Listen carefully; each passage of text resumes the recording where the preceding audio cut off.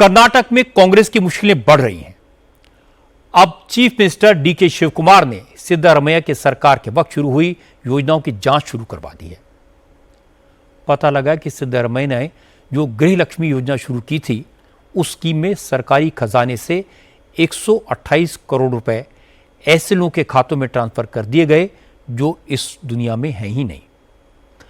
गृह लक्ष्मी योजना में हर महिला के खाते में 2000 रुपए हर महीने ट्रांसफर किए जाते हैं।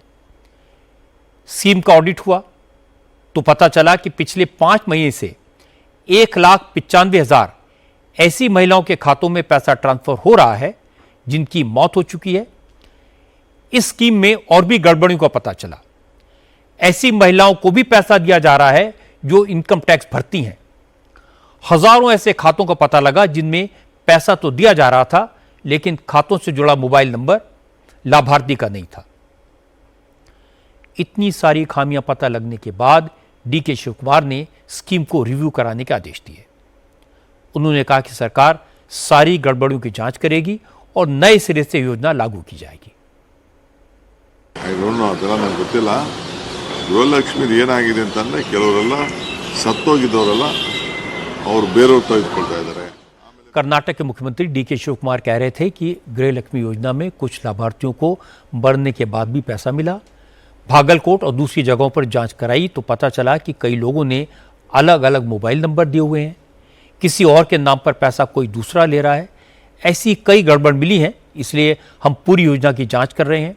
डीके शिवकुमार ने यह भी कहा कि वो स्कीम को नए सिरे से शुरू करेंगे। जो लाभार्थी हैं उन्हें खुद को आइडेंटिफाई करना होगा जिससे सही लोगों को इसका लाभ मिले।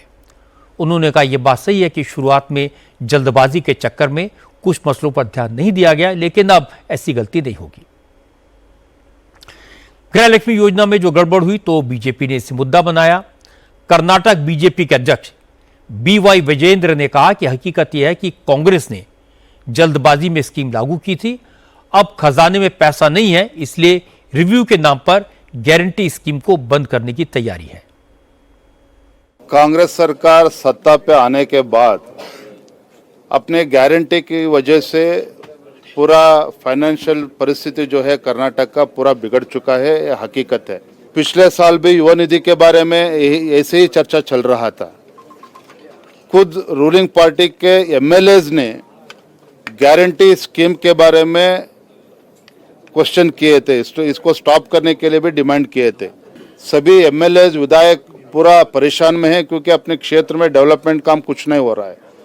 इसलिए अभी जो मुख्यमंत्री जी है डीके शिवकुमार जी, जो फाइनेंशियल डिस्ट्रेस को बहाना बना के जो गृह लक्ष्मी जो बेनिफिशियरी जो है उन लोगों को नंबर्स घटा के वो पैसा बचाने का कोशिश जो मुख्यमंत्री कर रहा है ठीक नहीं है। अगर गृह लक्ष्मी योजना में बेईमानी हुई, गरीब महिलाओं का पैसा ऐसी महिलाओं के अकाउंट में ट्रांसफर किया गया जो इस दुनिया में नहीं है, तो इसकी जांच तो होनी ही चाहिए और दोषियों को पकड़ा भी जाना चाहिए। लेकिन डीके शिवकुमार की मुश्किल यह है कि ये योजना सिद्धारमैया ने शुरू की थी। अब वो इसकी जांच करवाएंगे तो ये शक होगा कहीं वो सिद्धारमैया को फंसाने के चक्कर में इंक्वायरी तो नहीं करा रहे।